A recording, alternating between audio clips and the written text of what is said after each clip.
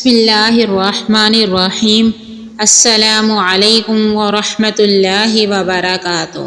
حضرت سعد رضی اللہ عنہ کے ایک بیٹے سے روایت ہے کہ انہوں نے کہا، میرے والد نے مجھے کہتے سنا، اے اللہ، میں تجھ سے جنت کا اور اس کی نعمتوں، لذتوں اور فلاں فلاں چیزوں کا سوال کرتا ہوں، اور میں تیری پناہ مانگتا ہوں جہنم سے، اس کی زنجیروں سے، اس کے طوقوں سے اور فلاں فلاں بلاؤں سے۔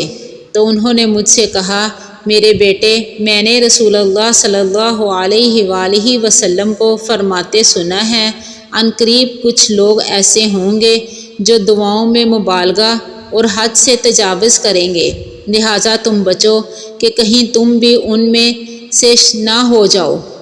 جب تمہیں جنت ملے گی تو اس کی ساری نعمتیں خود ہی مل جائیں گی، اور اگر تم جہنم سے بچا لیے گئے تو اس کی تمام بلاؤں سے خود بخود بچا لیے جاؤ گے۔ سنن ابو داؤد، حدیث نمبر 1480۔